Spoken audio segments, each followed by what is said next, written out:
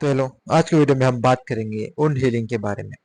उन हीलिंग के बारे में मैं मैकेनिज्म में सब कुछ बात नहीं करने वाला या कुछ मेडिसिन के ऊपर भी बात नहीं करने वाला। Just here I will be talking about the facts of उन हीलिंग, यानी कि नॉर्मली उन हीलिंग होता कैसे है। फॉर एग्जाम्पल, क्या आपको पता है उन हीलिंग कोई भी ऑइंटमेंट लगाने से नहीं होता।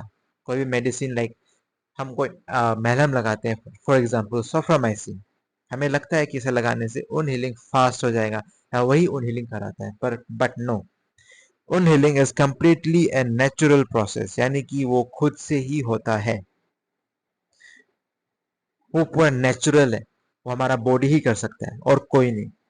तो सबसे पहले चलिए इसे देखते हैं। ये हमारा एक वुंड यानी कि एक घाव जो कि किसी को हुआ होगा डे 0 में। After day 2, day 4, day 8 and day 16 we can see the healing process ends here with a fibrosis। Fibrosis यानी कि दो आपको भी कभी ना कभी तो चोट लगा होगा, आपने देखा होगा कि उस चोट के ऊपर कुछ अजीब तरह से फाइबर्स टाइप का आ जाता है। Okay, so this called the fibrosis. तो ये होता है। तो मेन चीज यही है कि लास्ट में जाके वो फाइब्रोसिस हो जाता है।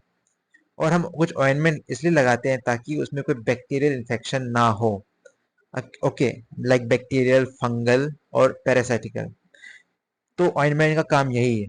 बट उसे अगर हील होना है तो वो खुद से ही होगा। For example, take this one. Okay, तो ये बहुत बड़ा घाव था, इसे हमने स्टिच किया। ओके, इसे हमने स्टिच किया।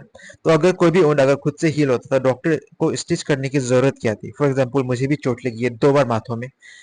तो डॉक्टर ने उसे स्टिच किया since it was very deep cut. Okay, अगर ऑइंटमेंट लगाने से हील होता तो डॉक्टर को स्टिच करने की जरूरत क्या थी।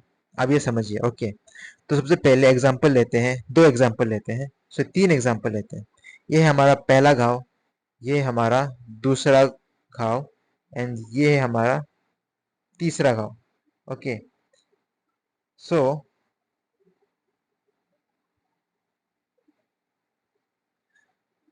ये हमारा पहला घाव, ये हमारा दूसरा घाव एंड ये हमारा तीसरा घाव। सॉरी, माफ करिएगा।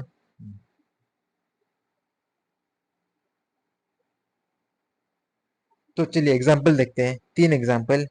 ये है हमारा पहला घाव, ये हमारा दूसरा घाव एंड ये हमारा, सॉरी, ये 3 घाव है। ये पहला, ये दूसरा, ये तीसरा। तो आप देख सकते हैं जो पहला घाव है इसके 2 स्किन के बीच में डिस्टेंस बहुत ज्यादा है, वही दूसरे के बीच में थोड़ा कम है एंड तीसरे के बीच में और कम है। तो आप खुद दिमाग लगाइए कि सबसे पहले हील कौन होगा, पहला, दूसरा या तीसरा। सो आई होप आपने तीसरा कहा हो, बिकॉज इसमें 2 सरफेस के बीच में डिस्टेंस बहुत ज्यादा कम है। पर वहीं दूसरा जो घाव है उसके बीच में थोड़ा ज्यादा डिस्टेंस है, पर पहला घाव के बीच में कुछ ज्यादा ही डिस्टेंस है। तो सबसे पहले सबसे अच्छा से जल्दी उन हीलिंग होगा तीसरे वाले का। अगर पहला को हमें जल्दी करना है तो 2 स्किन को पास लाना पड़ेगा। ओके, ताकि वो जल्दी हील हो जाए। तो इसलिए डॉक्टर कुछ कुछ बड़े घाव को स्टिच करते हैं ताकि 2 सरफेस सामने आ जाए और नेचुरली वो हील हो। ओके, तो हमें बस क्या करना है कि 2 सरफेस को सामने लाना है। छोटे से कट में 2 सरफेस सामने ही रहता है, तो इसलिए वो धीरे धीरे हील हो जाएगा। पर पहले कट में, जो कि कुछ इस तरह से कट होगा, डीप कट होगा, डॉक्टर्स इसे पास लाते हैं ताकि ये खुद ही हील हो जाए। ओके, खुद ही ये हील हो जाए और इतना प्रॉब्लम ना हो, क्योंकि अगर लेट से हील होगा तो क्या होगा, उसमें बैक्टीरियल इन्फेक्शन हो सकता है। इसलिए ऑइंटमेंट भी हम लगाते हैं ताकि बैक्टीरियल इन्फेक्शन ना हो। पर we can see that wound healing is completely a natural process। okay, so I hope you definitely like this video। और अगर कुछ अच्छा लगा उस वीडियो में तो जरूर शेयर करिएगा। Thank you so much.